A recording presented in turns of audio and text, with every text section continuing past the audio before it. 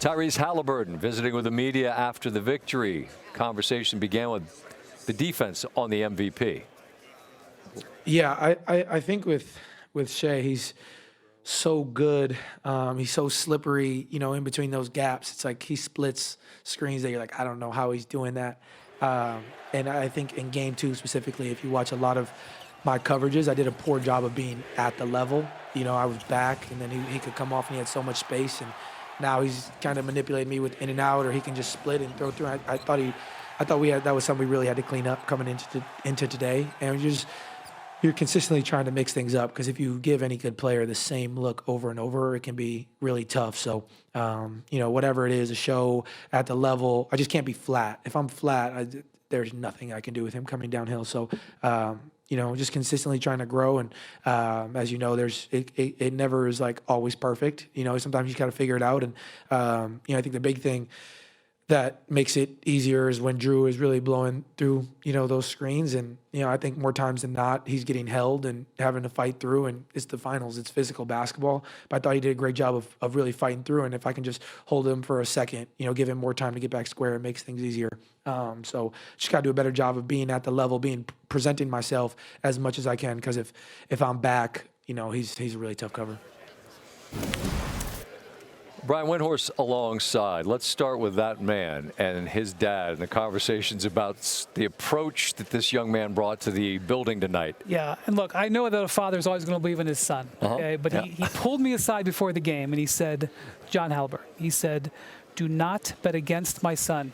I said, I'm not betting on it all. I'm not betting on it all. He said, do not bet against my son. Well, you told me the other night if you've been betting against him, you're a money loser. Well, he lost again tonight. And, his trainer, Drew Hanlon, just flooded his phone and his eyes the last couple of days with all these stats, like about look at what your record is when you score 20 points. Look at what your record is when you get a certain number of shots. Look at what your record is when you get a certain number of assists. And he spent a bunch of time watching the film. And what he was watching is how they were keeping him out of the paint. Coming into this game, he had touched the ball 208 times. He'd gotten into the paint 16.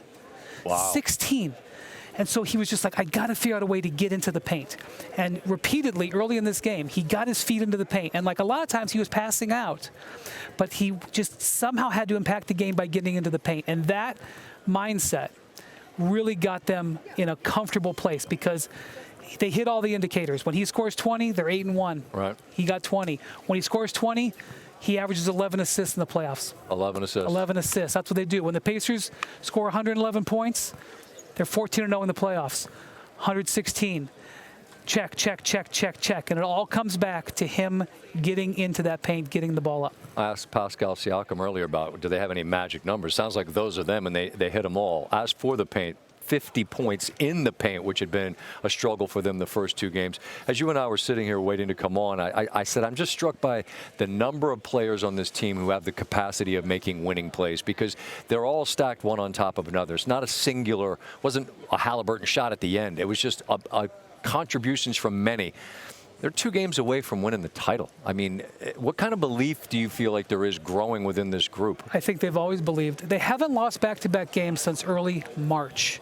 That's 3 months they haven't lost back-to-back games. This team is every bit as good as any team that's reached the finals in the last decade. It doesn't look like it because they were hiding, because they got off to a bad start. But after that, they've been awesome. And you're talking about all those guys. Let's just go down the list. Nesmith, he had 6 fouls tonight. You want to know why? Because he was playing his backside off, fighting everything. Siakam, totally engaged, backing down into the paint. Turner, he's feeling under the weather. He's sick. He had 5 blocks. Nembhard, he's in Shea's head in the first 7 seconds of the game. There's something interesting happening with those guys are both from Ontario. They grew up together. They're definitely under each other's skin.